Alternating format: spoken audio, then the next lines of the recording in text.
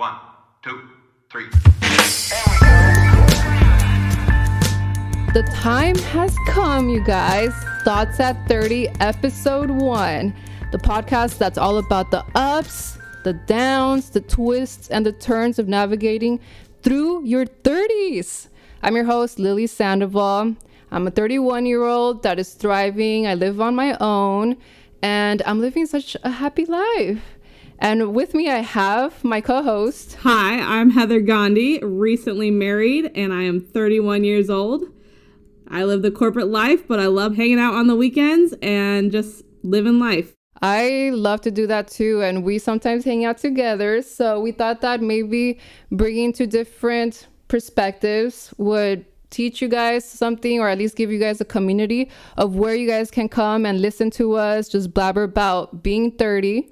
So if you're finding your 30s to be a wild adventure, if you're wondering where your roadmap got lost, or if you're just eager to hear someone say, I'm there for you, Thoughts at 30 is the podcast for you. So tune in, share a laugh, and take away some wisdom with us just blabbering about our lives. So what happens in our 30s, Heather? Oh, wow. 20s to 30s is a whole new ball game. Like, your friend group changes. Everybody's in a different stage in their life. There's some people that like to work, especially with women. Some want to be a stay-at-home mom, super family-oriented.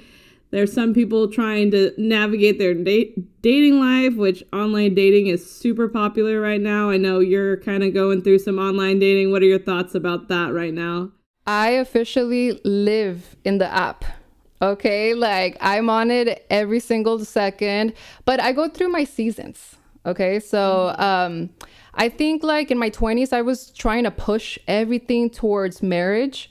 And now in my 30s, my whole perspective has changed. I just kind of want to, because I was pursuing that, and I'm like, I want this. And then I don't get it. I don't get the man that I want, or you get heartbroken.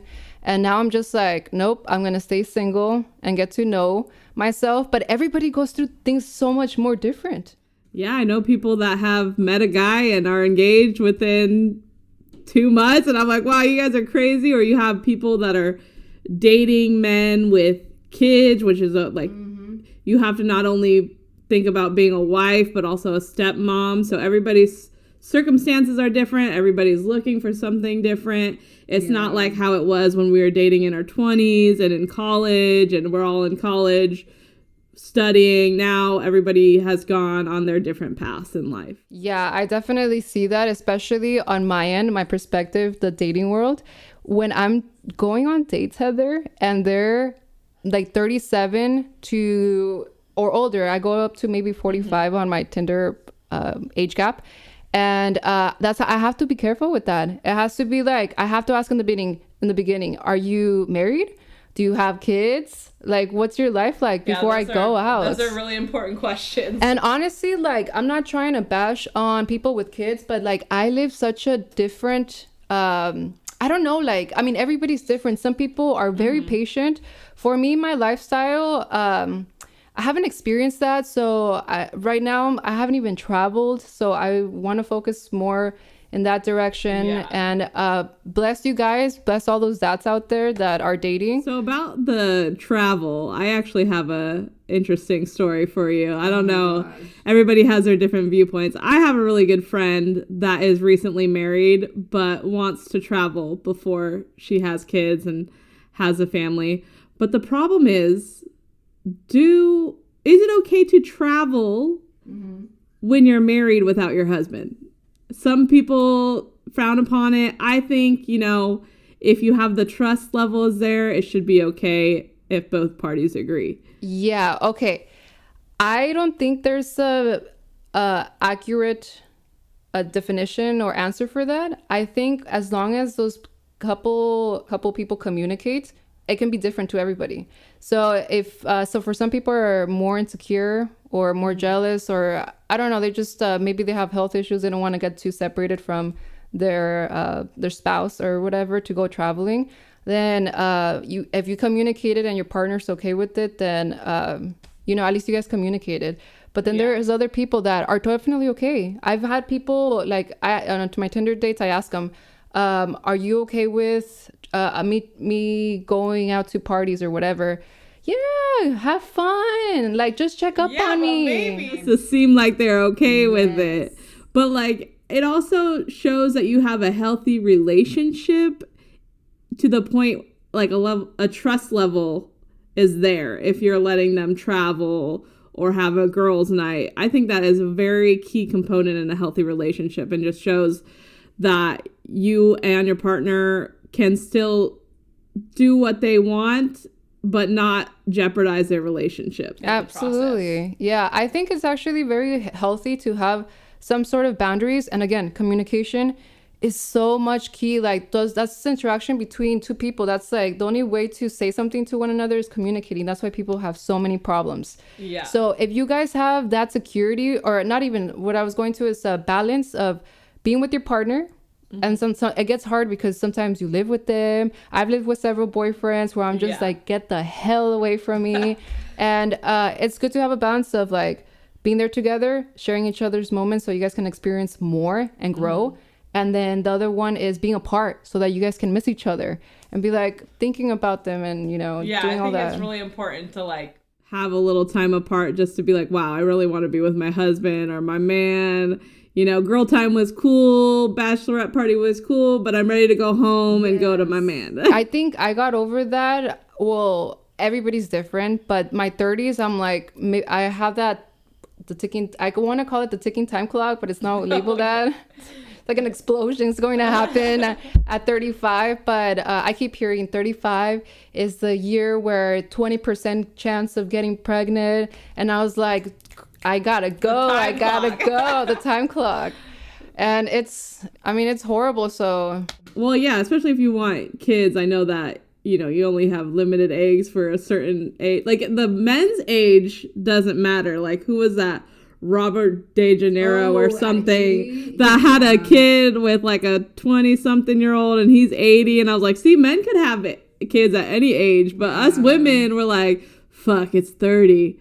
We have like 10 years or less left, ticking time bomb to have. Money for sure changes things. Oh, well, we live in California, so. Yeah, for sure. I feel like with him, he's taking away the child's opportunity to have a father, which I'm like, oh, how sad. But then he's going to end up with so much money. And then I'm like, okay, well, I don't know if that evens it out. Would you rather be financially stable as a kid? You don't care about that as a kid. You just want a present father at that point. So I don't know how I feel about super old men. I think, you know, 40s to 50s for men becoming a father is perfect. But 80 is that, if it's grandpa age, that's where I draw the line. Think about it again, you know. Build up buy yourself a whiteboard and write down all the planning, because this is a huge, it's not just you that you're affecting. But anyways, we went on this tangent. See, I told you. We like tangents, right? I know. About traveling. We were starting about traveling. But so to answer your question, I feel like it is okay. You know, it is okay to be separated from your partner. I feel like younger partners, I guess it just depends, but younger partners maybe are more insecure because they haven't developed like the years to actually grow as a person. I'm 31 and I feel like I still haven't finished growing. I still feel like 21, I'm like dancing and I'm like, no, you gotta act your age, Lily. I don't act my age sometimes, but you know, when the older you are, the more experience you have in relationships and the more relationships you had to hopefully learn and grow from. So I guess by the time you're ready to be married, you know what worked and didn't work. So if, you know, being away from your partner once a week or however many times worked for you, you know, like I said, every circumstance is different, but we definitely by our 30s know what we're looking for in a relationship and basically know what has worked for us in our past and the things that tick us off or make us happy. Our love language we have pretty much figured out. I know there's like the 5 love languages that people talk about a lot. And it's so important. People sometimes think it's a stupid conversation, but it's like, who are you as a person? This will answer it so quick. They've asked me that question, right? And people laugh because they think like they label me into some category in their heads already. What are your 5 love languages? Giving gifts. I like to get spoiled. Yes. My husband has good taste in gifts, so that's a plus. Oh and then they look at me funny, and then I'm just like, and then time. Oh, time is my number one. Yeah. Like time, I need lots of time. Like I couldn't do the military men because I need. Yeah, time. You need them here. I need them here. I need to be able to talk, to cuddle, whatever, like I need to do activities on the weekend, and time is my love language for sure. Quality time. Yeah, those questions are so important. I don't know. So what kind of tips would you give for people that are going through a crisis like this? Like if they don't know their partner in that way, how do you present a question like that? Like what are your 5 love languages? Like, would you ask them on your car ride to the grocery store? Well, first I would probably ask, like, do you know the 5 love languages? I don't know if it's, like, well known between men. I know most women know the 5. I actually brought it up early into my relationship with my husband, and I had told him the list, and ours were both quality time. Yeah. So it's also a good, like, conversation starter to kind of figure out what kind of guy they are in the beginning. Yeah, so I am 31 without kids, even though I've been married 2 years. But I am not ready for kids, but I can't believe I used to watch shows like 16 and Pregnant, and now I'm thinking, oh my gosh, I am like double that age, and I still don't have kids, but I have a fur baby, and that's all I need for now. I mean, whatever is working for you, because you want to be in a happy environment, ready to receive that type of responsibility, and be able to have enough time.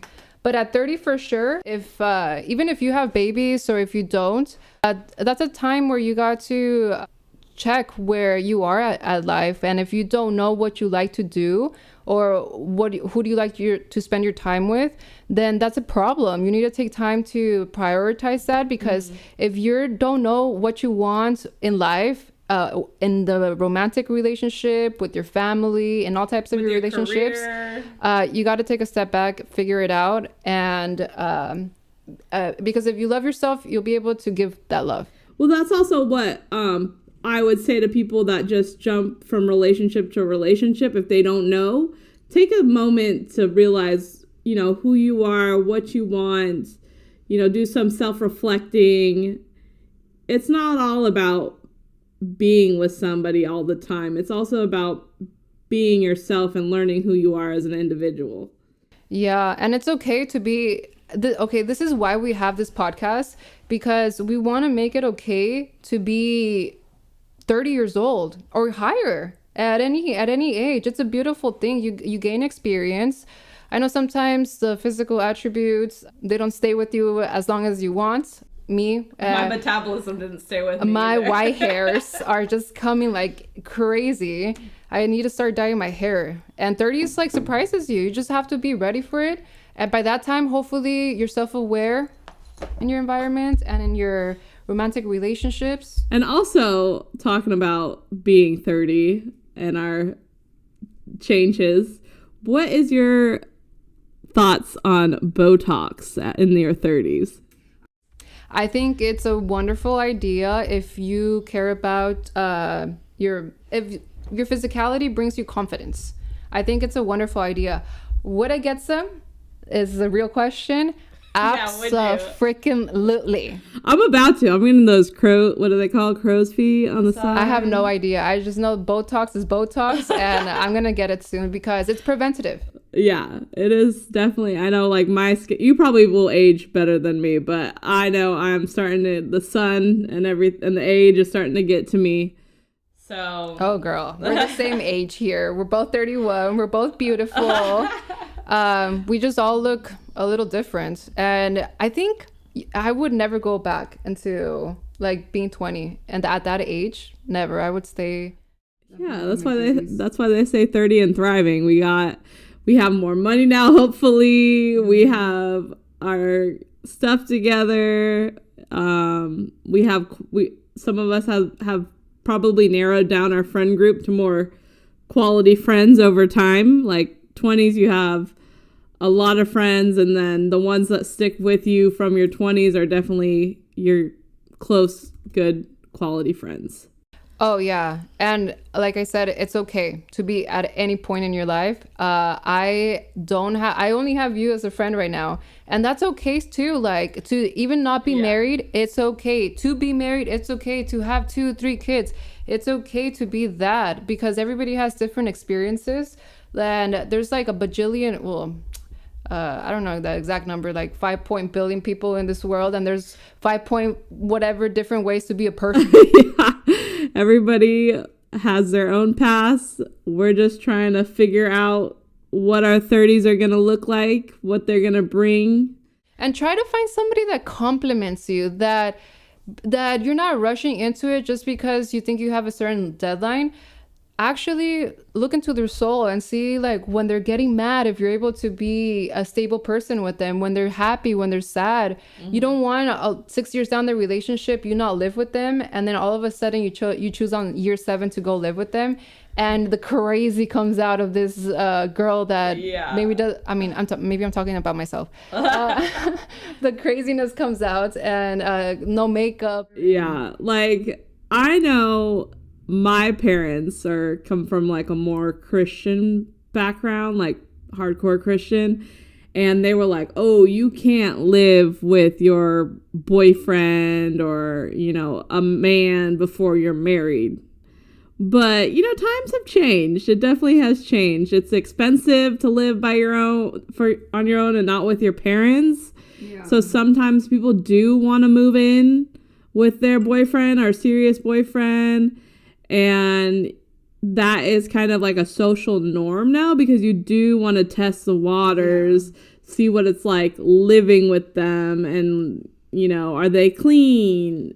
Do they snore? I know I do. Yeah, my husband hates that I snore, but he knew what he was getting himself into. So I actually had to wait. Like, I got engaged in July, and then we moved in August of 2020. So you tested the water. So technically I was a fiance and not a girlfriend when we moved in. It does make a difference. But at least it was before I was married. Because I can't believe, I think back in the day, like, people would literally not move in till the day after their wedding. Like, how does that work out? You have a lease signed, like, if my wedding's July 4th, I'm moving into my place July 5th. Like, was that how it used to be back in the day? Yeah. I don't get it. I mean, but then back in the days, like, I feel like women had less rights, and now that we have like more they didn't have as many like career opportunities. Yeah, maybe. For women. Like, yeah, exactly. We've have a pay raise over the years, or more equal pay, or closer to. Yeah, and I think that has give us the confidence to be like, no, like, let me see who you are first, and give us a little bit more freedom. I know there's a lot of people, especially in the Mexican culture, that judge you if you leave your parents' house before you're married. And my parents, like, they make up all these crazy stories, like, why isn't Lili living with you guys? And my mom's like, oh, she got married, and like, I'm married in Mexico, you know? They make up stories? Yeah, and I'm not married. There was one time that hopefully they never listen to this, but there was one time that I broken up with my boyfriend, right? Mm-hmm. And that I was living with at the time, which was like not okay. And I called because I travel with a small circle. So I had nobody at the time, and my cousins that I never talked to, like, all of a sudden, like, I'm like, let me talk to them. So I'm just like, oh, boo hoo hoo. I broke up with my boyfriend. I'm so brokenhearted. They don't mention anything. They're just like, it's okay, Lili, like a family. Yeah. I go downstairs and I'm like, Mom, guess what? I have a connection with my cousin. I told them that I broke up with my boyfriend, and she's like, Lily. I'm like, Oh. what? And she's like, I thought she would be happy. Her reaction surprised me. And she's like, you're supposed to be married. And I'm like, Mom, can you at least like tell me so that I can lie too? You tell these people you this didn't and even you know don't. Yeah. She said that. I'm like, I would have added your back. I would have been a little upset, but now we look like, what kind of family is this? Somebody's married, this other person's not married.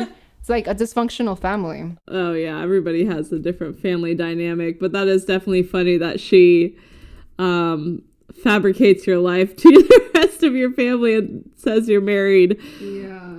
But I think a lot of families are like that, no? Where they're just, I mean, maybe not to, this is like a high example. No, but like, so when I wasn't married in the church, but I was married on a golf course with like a outdoor ceremony.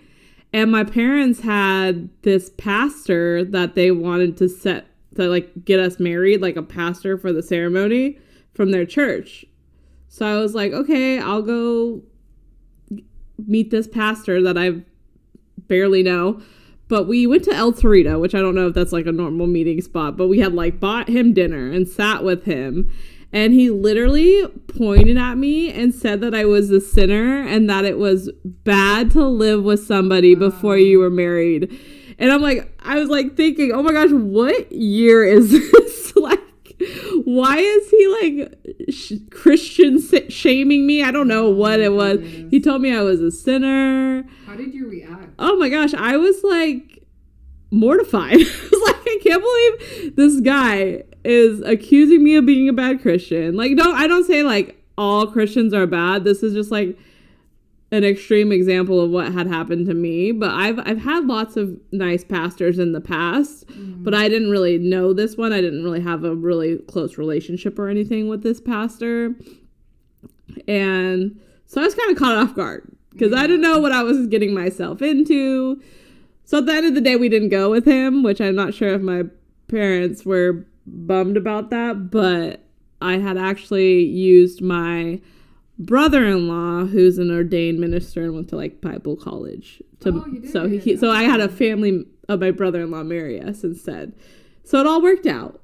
But he definitely criticized us for living together before the actual wedding. That's horrible. Do not listen to anyone, people. Listen to your heart. There's so many people that are going to have their own perspectives. As long as you guys are happy, that's all that matters. Yeah. Well, there's a lot of judgment for everything, whether like whoever you are, whether you're a mom, a dad, a pastor, we're getting judged by even people that don't know us on social media. Like, oh my gosh, I can't believe she posted that. Yeah. Why would she, why, like, I get things like, okay, so I do travel. Like, now I just started recently traveling now that I'm married, and we both enjoy to travel together.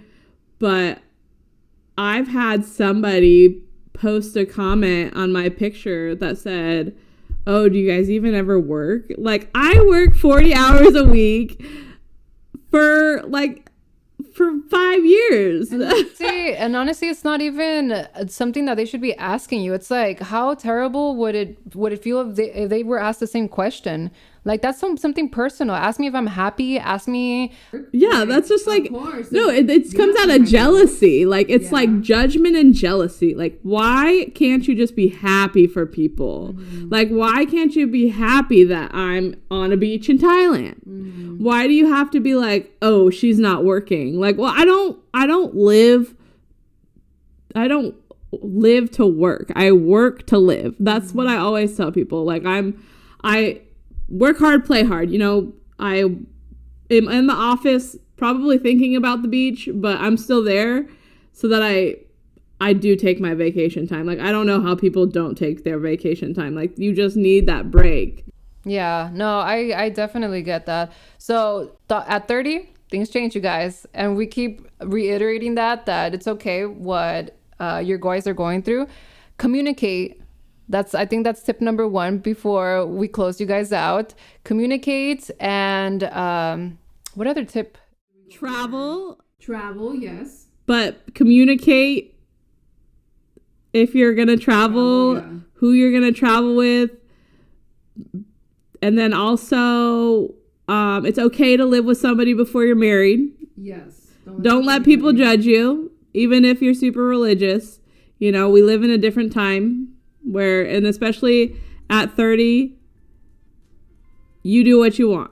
We're not 18. Damn right, Heather. So I hope this episode helps you guys feel less alone in dealing with these crazy challenges of a quarter life crisis. Remember, everyone's journey is unique, and it's okay to take your own time to figure things out. If you found this video helpful, please give it a thumbs up and share it with anyone you might think can benefit from it. Also, we'd love to hear your experiences. If you guys have any tips to navigate through the quarter life crisis, leave it down in the comments below. All right. Thank you guys. Tune in next time.